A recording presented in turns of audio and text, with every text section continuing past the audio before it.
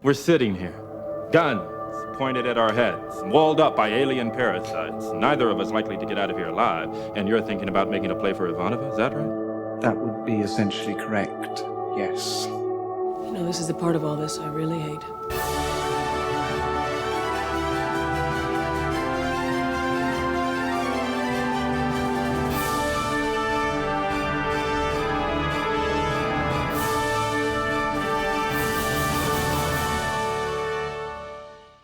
Ignore the moans, it's just gas. Hello and welcome to Who Are You, a Babylon 5 watchcast hosted by two former strangers, now friends, who are getting to know each other better while rewatching a favorite show from their childhood, Babylon 5. I'm Xhafer. And I'm Laura.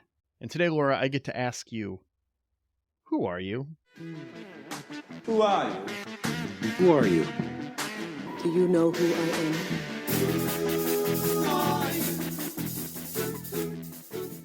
Well, I think I'm finally ready to say that I'm going to be a mom again. Yay! Yay!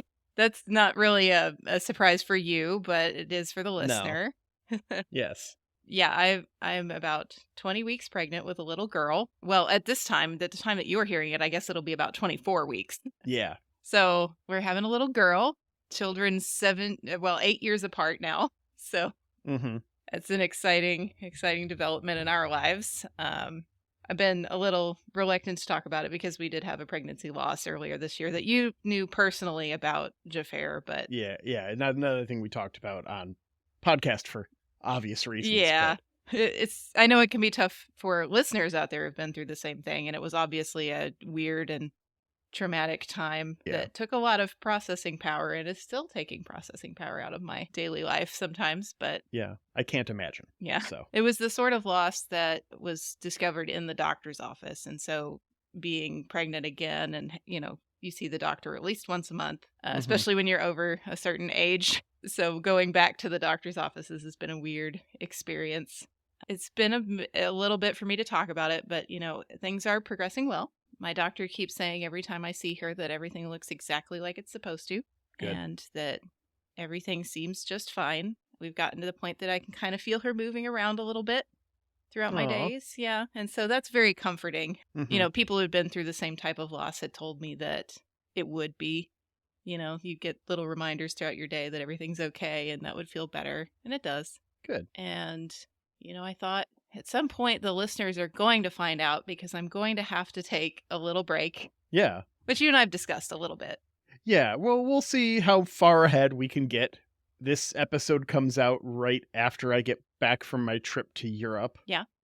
The day this will actually, by the time when most of you are listening to this, statistically speaking, based off of our analytics, if you're a first day listener, you'll be listening to this while I am on my plane ride back to the United States. So that's a little fun thing for them to think about. Right? Yeah. Yeah. If you are a day of listener and you're listening to it in the first 12 hours of the day, I'm going to be on my plane ride. So after I get back, then we'll see how far ahead we can get. Yeah. Obviously. But there might be a break. There might be Ben has offered to come in. Sure. Graciously and guest host. We would again. love to have So Ben we'll for a little bit if we need it. Yeah. Yeah. And the due date's not till April.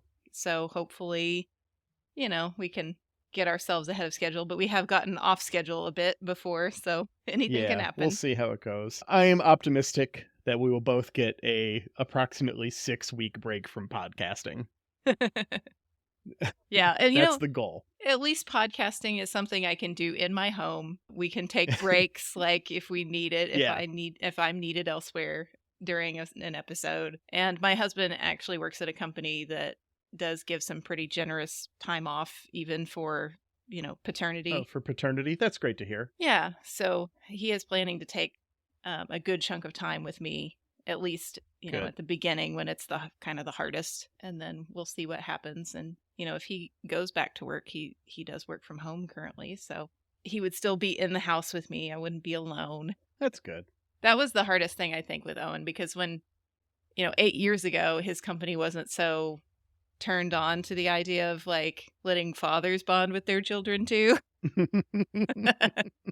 And when he had to go back after 1 week and I was in the house all day feeling like I couldn't go anywhere because I had a 1-week-old baby and I was by myself, I got some severe postpartum anxiety. I know that's a thing that happens to lots of women, and we all should all feel normal if that happens to us. But yeah, I was like, you know how much different it's going to be just knowing someone else is in the house with me and I can talk to them, or if I'm feeling scared, I can just sit near another person. That's going to be huge. So I'm optimistic about the next year. So That's great to hear. I'm glad that things are going well. I actually have a note on my desk to ask you about a registry. If you have a list or something. No, we haven't done that yet. It's one of those things. It's been 8 years, so there's a lot we kind of need. I'd imagine, yeah. And we have, a little girl on the way, so maybe I want some cute little girl clothes. I know that gender's a construct and whatever, but sometimes the dresses are cute. So, we hadn't thought about that, but I guess it's something, we're over halfway now, that we'll be thinking about, and I'll let you know. Okay, please do. Yeah. But speaking of hosting another thing inside your human body, we have an episode today. You told me you had the segue. I told did. me you knew what you were going to talk about. And even when you started talking, my brain didn't get there, really? Connect those dots. Nope. Well, should have seen it coming. I hope it's not too gross. Well, this episode kind of is, to be honest. We've got season 3, episode 7, Exogenesis. We open on a freighter arriving doing their best Sean Connery impression. Oh, yeah, that's exactly what I said to my husband. I turned and I said, did they get Sean Connery? They didn't, but there was a bunch on Usenet about it, and it's just like, look, sometimes voice actors. It's gonna happen sometimes. Yeah, sometimes they do a thing. They make a choice. Yeah. We see some unknowns watching on. They're excited about this ship coming in. I called these two the creepy swingers. Terribly romantic. Because in one of these later scenes with them, I think it's before, we get some interlude where we go to Earhart's and Lieutenant Junior Grade Corwin is getting promoted. We discuss why Marcus isn't there, and that's because we have to bring up that Marcus is going to be in this episode. Yeah. But then we cut back to those creepy swingers, and they're watching a guy in this sort of like very critically assessing his abilities sort of way, as he's got a nasty parasite that's... Yeah, I described this scene as cutting to the worst thing in your search history. Yeah. This is what that would feel like if someone had just had the ability, like if in the world where everyone had shitty superpowers, this person looks at you and knows the worst thing in your search history. Yeah, that's really the look on their face. Yeah, so they're doing the thing where they're telling him it's all going to be okay soon, as this nasty, it's a kind of a parasite that looks sort of like a spine. It's got real like centipede spinal energy. Starts merging into this guy. Yeah, it's a lot. So our two swingers here, did you look up the actors? I didn't. Did you? You must have. I did. So we've got James Warwick is the gentleman, and he is most famous for filling in for Liam Neeson's voice in video games. Oh. Is there a Liam Neeson character that you need voiced for a video game that Liam Neeson's not coming back for? Get you a James Warwick. Does great. So he must be in a lot of the Star Wars games if there's a Qui-Gon, right? Yeah, okay. Yeah, that's most of his IMDb acting credits. Sure. Are Qui-Gon Jinn. And then Wiley Small is his partner. Okay. Who's a real that guy. She's been on all kinds of stuff.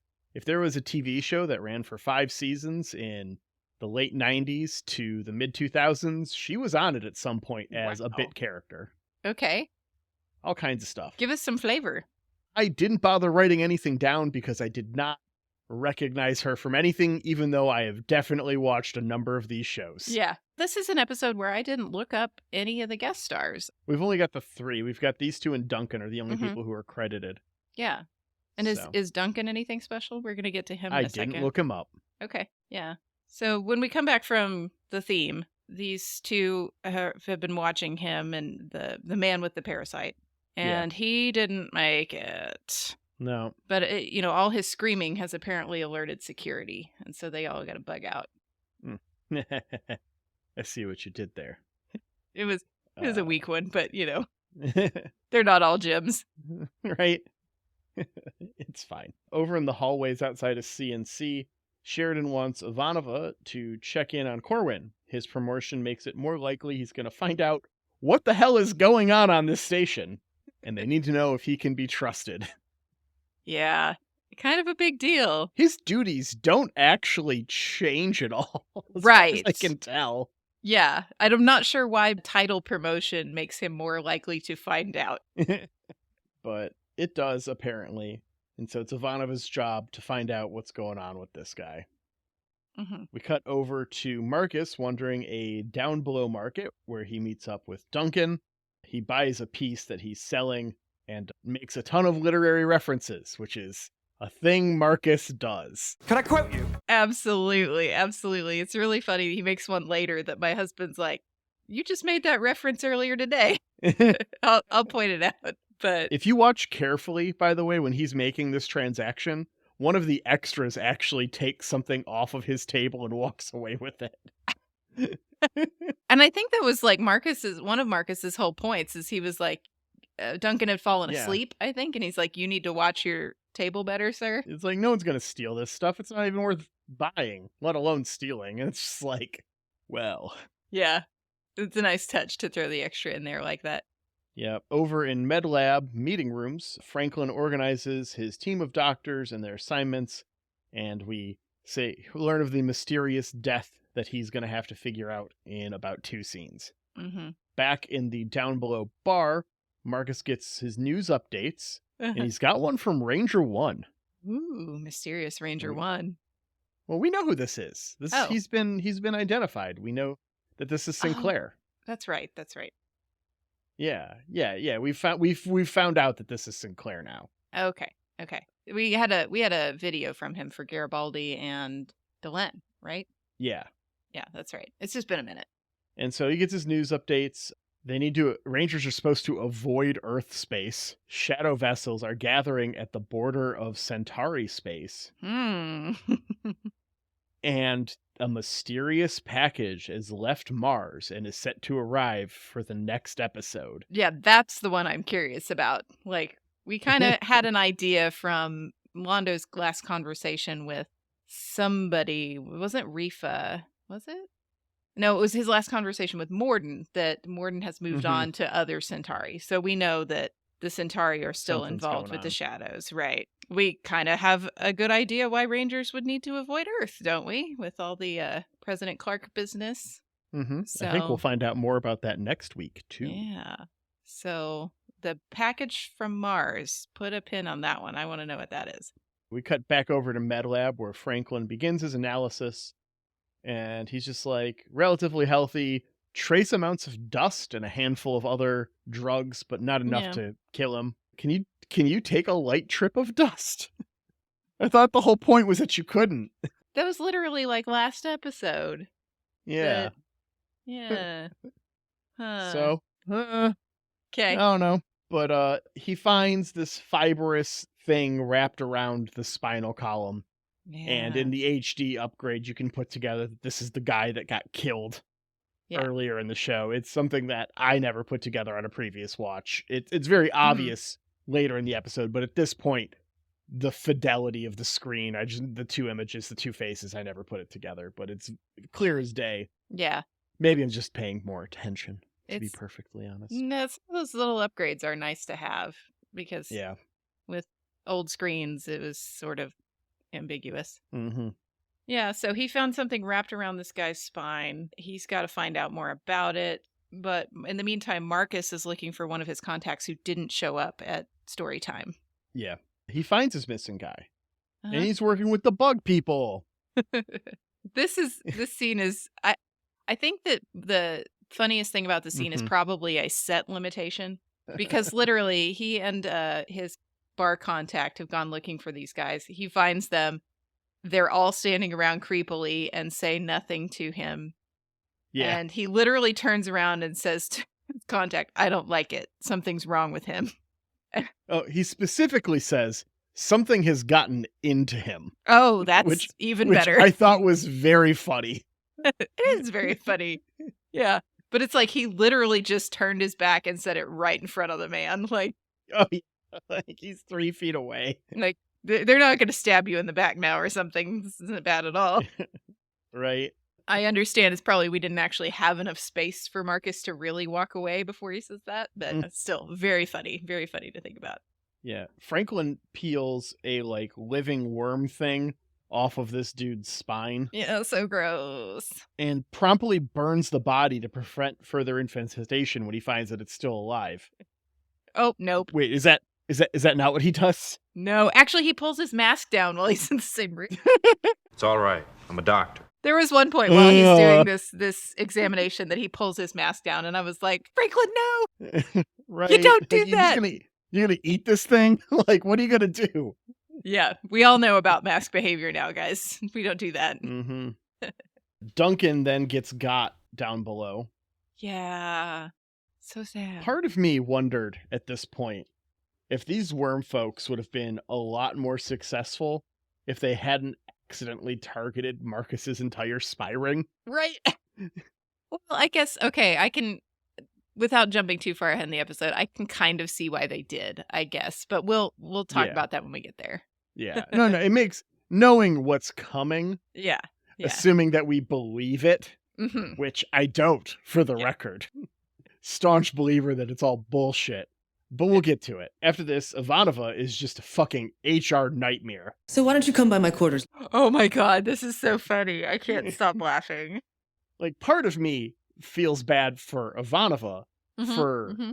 for fault, like being able to make this misunderstanding, but really Corwin is just like, I guess I can't. I feel really bad for him, yeah. I guess this is what Yeah. is going through his mind? This is just fucking terrible. He does so much with his face in this episode that it's just a delight. I'm Yeah. adoring this actor. Yeah, so Ivanova basically wants to talk to Corwin in private, right? Mhm. Because she's got her mission from Sheridan that she needs to find out, is Corwin going to be cool or is he a narc? What's going on? Yeah, but the way she sets it up, it sounds very much like she's inviting him for a private date. Yeah. Just Come back to my place for some coffee. It's real coffee. And it's like, oh, that sounds nice. Thank you. It's a classic 90s setup, right? Yeah. This is a thing that happens in every 90s TV show. The misunderstood date. Yeah. Marcus goes to Garibaldi, who then spits some classist bullshit that future Jerry Doyle would be proud of. Yeah. But Marcus is just like, dude, fuck you. It's very seasonal how Marcus replies because as you and I are recording, we are in the Christmas season. And his "Are there no prisons? Are there no workhouses?" is a classic Dickens Christmas Carol line, which I actually used at somebody on the internet today. So I guess Don't I'm worry very about the gas, Mr. Morley, or whatever the moans. yeah. Yeah. Like very on brand for our podcast. I felt like I was at that moment. And that's 2 for this episode. Because if we go back to the intro scene, he's giving Franklin shit for breaking everything down to biology and math. And of course, Jerry Doyle's got a problem with science. Well, thank you, Mr. Garibaldi, one of the leading minds of the 14th century. Rest in peace, Jerry Doyle. Anyways, Garibaldi tells him to make it Franklin's problem Yeah. in a stroke of dumb fucking luck. Yeah. Marcus is a very resourceful individual. He can take anything and be like, that's my idea. So Yeah. he goes straight to Franklin. This episode plays out so differently if Garibaldi and Marcus get caught instead of Marcus and Franklin getting caught. For sure. There's a lot that happens different, like more antagonizing, and then Garibaldi's also not a doctor, so Yeah. his usefulness runs out. Yeah. After this, Corwin wanders around the Zocalo, I'm assuming looking for a gimp suit, no judgment, before he settles on buying some roses from Discount Jon Favreau. He is clearly a very confused individual. They composed this scene very well because, Corwin is I'd say, he's a taller man, obviously. He's generally attractive, right? As an actor. And he's buying these flowers from the smaller flower seller. And it's just a very well composed, hilarious conversation where the short king is telling him how he's got to do this. Yeah. I love it. It's just like, oh, first date? Oh, roses. Is she aggressive? Yes. He's into aggressive, we can tell. After this, Marcus and Franklin go to Duncan's quarters, and they find webbing and something that ate through the bulkheads. And Dr. Franklin touches it. Did you see him touch it? The webbing, at least. I saw him touch it. What is this? Good question. Like, we know these bugs crawl into people. They can't, live outside of people. They're symbiotes, right? Mm-hmm. They're little trills. Why do we need webbing? What ate through these fucking holes? Does it make you spit acid? Did Franklin not see that on his autopsy? What did they, what is this webbing? And how did they make these holes in the hull? It doesn't make any, they're huge too. They're people-sized holes. Yeah, we walk through them. We stand up. Right? And it's just how is, if the little bugs are doing it without the people, how much fucking work is that? Mm-hmm. Mm-hmm. And it's just, why? Anyways, they're after touching all of this stuff that they shouldn't. Yeah. They crawl in through the holes and immediately get captured. Of and course. have just the most fruitless conversation. This is the internet's worst first date material. Yes. Yeah. How are you? Staring. Yeah. There's a lot of staring from our extras and the guest stars in this episode. Not a lot of conversation. Can you even understand me? Staring. And then Marcus proves that he failed basic math, but he does have a plan to escape. Failed basic math. He's just a creative accountant. I get to make that joke. Yeah, I was going to say, of everyone. Laura. I'm really batting him well today, aren't I? So Corwin brings the roses to Ivanova's quarters, and she's all the fuck immediately, right? Who left those at the door? Because there's no way she's possibly read this situation as what Corwin has, why are you wouldn't bring me roses? Someone must have left them. And she's just yeah, that's what happened. Uh-huh. And then she's all oh, what a romantic gesture. He's so confused. Oh, you just feel really bad for him this episode. Poor guy. The secondhand awkward was painful for me. Oh, yes. Yes, this is the kind of stuff that sometimes I have to get up and leave the room when I'm watching it on a television show. Because it makes me feel so weird. After this, Duncan talks to Marcus, and we get a name for our spine worms, the Vindrizzi. Yeah, that doesn't sound sinister at all. Yeah. No. We get a bit about how the chemicals in that one guy's body are the reason why he died during the merging. Too many drugs. Yeah. And these parasites want a little help. Yeah, they need Franklin's help to prevent more people from dying as they merge them. Yeah, kidnapping a doctor to have him help your people merge with people and not die. Good luck. Good luck. So knowing what the aliens claim they are in about 15 minutes, why don't you lead with that? I mean, you could even just go to MedLab with that. Right? Hey, we just got on the station. This is the thing that we're doing. We're not a cult, we promise. Yeah, yeah. I would argue that even though that approach is weird, it's still better than getting caught in Down Below. Yeah. Yeah. At the same time, Ivanova and Corwin are talking in her quarters, and she's apparently taken over Takashima's coffee plants. Yeah. We remember back in the pilot, Takashima talked about how she appropriated some space in the hydroponics for a little bit of coffee. Ivanova's got that coffee now, and she uses this as her segue to find out just how much of a company man Corwin is. Yep. And she's really disappointed in his answers. Yeah. I felt he was kind of non-committal. Uh-huh. I think he's all well, mutiny seems like it's above my pay grade. Yes. I was just I don't think we learned anything about Corwin from this, and I don't think she should feel like she did. Well, she's all like, so you would report someone to Earth if they were committing treason? And what is he supposed to say? Yeah, of course, commanding officer in the Right. Earth military. That's exactly what I'm going to do. She went about this all wrong. That's how I see it. But I don't know how she does it better than this, but still, she did not get anything good out of him, right? She does go about it all wrong, and we find that out in the best way later when shit hits the fan. We still got a few episodes to go. Yeah. Marcus asks Franklin about Ivanova when they're locked up. Yeah, because And, we've got to shoehorn that in too. Yeah. Franklin starts with the advice. It's like, oh, well, she's just got to let her warm up. She'll be your friend. And Marcus is all like, well, actually. And then Franklin gives us the line, you are so far from her type, you might as well be in different galaxies. Uh-huh. Is this 2260's version of she's playing for the other team? That's the way I read it. Yeah. Yeah, that was definitely the way I read it too, was like, no, like, I'm trying to tell you politely that this isn't going to work for this reason. Uh-huh. And I think Franklin isn't really aware of Ivanova, to be perfectly honest. Yeah. I think Ivanova knows about Talia to a certain regard, Uh-huh. that they were very close, that they were Right. roommates, they were best friends, the classics, that Talia was moving in after the first date.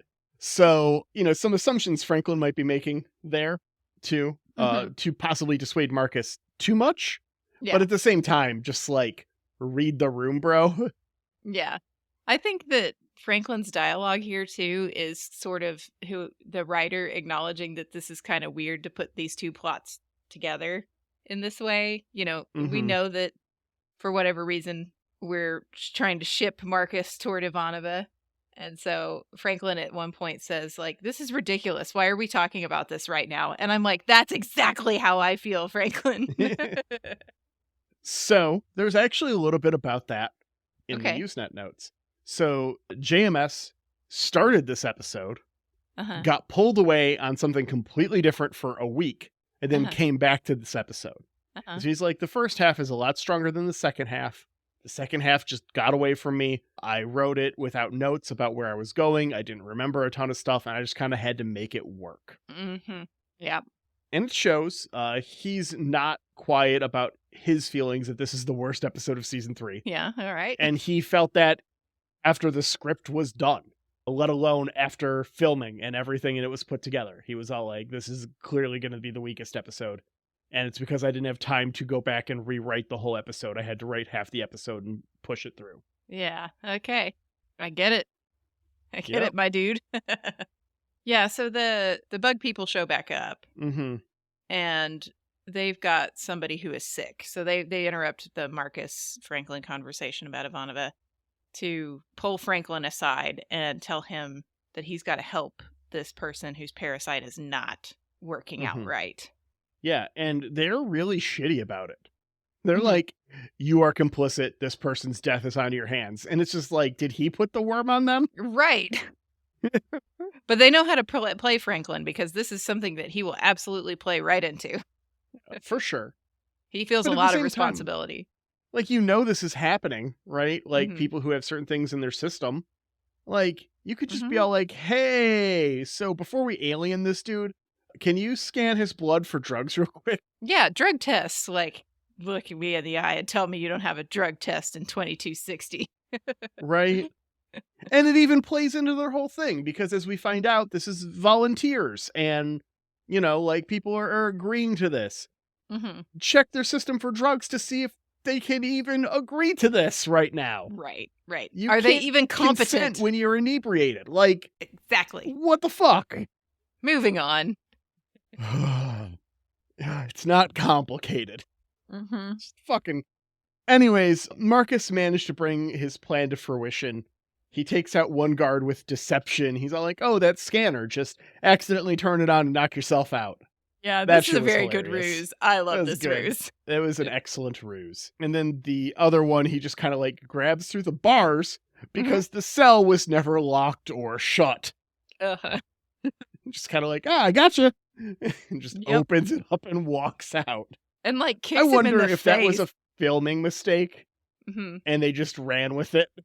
Yeah, because he made it look good, and it all happens fast, so you're like, meh, Yeah. just go with it. Do it live. Yeah. Anyways, Marcus is like a grandparent with a laptop when trying to use Franklin's link. He eventually just gives up and runs out. Marcus takes out the other guard as Ivanova gets to Garibaldi to be like, hey, someone who's not Franklin was trying to use his link. That's fucking weird. Can you go here? Yeah, a good feature, considering it doesn't let you call 911 if you're not the person who owns the Yeah. link. Which even my iPhone will let my son call 911, Yeah, for sure. Marcus goes dual pistols, Uh-huh. takes out all the lights and frees Franklin. And then it's like, oh, wait, no, this is all on the up and up. Everyone volunteered for this. Like, now that you're shooting at us, we'll Uh-huh. tell you what's going on. Like, Yes. security comes down and begins their search, and we get some real trill cult shit about what is going on here. They are the purveyors of history. Everyone volunteered for this to give their life purpose. Yeah. all But for this some stuff. reason, we do this on the DL like we're fucking puppet masters. Yeah. Which, well, that if they were correct, I can understand that reasoning. Mm-hmm. For the exact, because Garibaldi calls bullshit on that later. Mhm. And Ivanova tells them, well, yeah, it's because if you had someone who wanted to rewrite history and there was a galaxy known wide definitive source of history, what are you going to do to that source? Yeah, Makes okay. sense. Okay. But it just reeks of bullshit. The whole thing, like, it's just the way they Yeah. go about stuff. Like, even if you're trying to keep it on the down low, you can show up to the station and be like, hey, this thing, and then fuck off into space again. Mhm. Get your volunteers. But Duncan's worm leaves him to prove the point. Yeah. But this doesn't fucking sell me. Like, this is just as Right. unbelievable as before. You don't know how these worms reproduce. You don't know what they left in the brain. This could be a second worm. This, little baby worm. This could be, they could have left a chunk of the thing in the brain. Duncan Yeah. could be effectively dead and just is just like a chicken running around with his head cut off in a significantly more complicated form. Yeah. They don't know could have shit. just at least reprogrammed his brain, and now he believes the bullshit, even though the Mhm. thing is not in him anymore. So, yeah, it's very weak. Duncan tells them what they want to hear. Franklin isn't sold, but is accepting. He's all like, we're going to have to do, like genetic verification of this. Like, he tries to, he unsuccessfully technobabbles his way into it, Yeah. into talking himself into it. He's like, let's all go to med lab and make this official, basically. Yeah. Have any of you seen a soul, by the way, asking for a friend? And so, yeah, it's apparently, he just wants to keep it on the up and up. He's like, okay, well, if you're going to get volunteers, then I need written consent from them before you fucking take their brain over. Yes. Which, good call. So we cut over to Space TSA. Duncan is now leaving Babylon 5. He's reminiscing about his warm semester in Barcelona and wants to recapture that feeling. Yeah.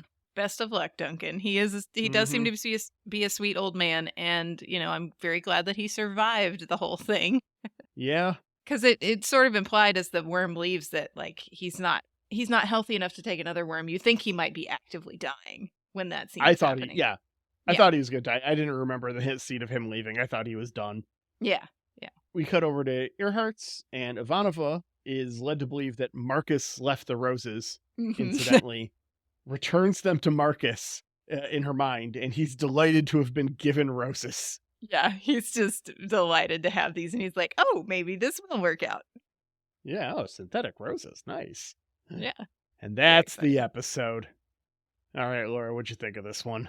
Okay. I can't remember. Have we rated something Babylon 1 before? I was just thinking that as we were talking. I don't know if we've done a Babylon 1. I think I did half of a Babylon for an episode. Yeah. Yeah, no, once. Fair. Yeah. Yeah. I'm gonna give this one a 1. I can't even give it 2. And I'm glad that JMS is aware of its faults because it's not strung together well. Yeah. I give it a 2, and that score of 2 is entirely pity for Corwin and empathizing and secondhand embarrassment and that's it. That's the only thing. Mm-hmm. It's a gag that isn't, it's a terrible gag. How it comes about and everything, but the way it wraps up is genuinely very funny. The comedy of errors. Yeah, it is very funny. I do enjoy Marcus in this episode. Mm-hmm. Like, even though the plots hang together very loosely, Jason Carter's delivery on all of his, like, literary jokes and his just, like, delight at the roses at the end, I'm like, yeah, he is funny, and he is good, and I like him in this episode. He's but good in this episode. the rest of the it- bit with him and the collapsible rod, the collapsible staff, and the dude hitting himself, that was fun. Mhm. There was a couple moments, but this is a 2 out of 5 for me. It is not good television, and it is definitely not good Babylon 5.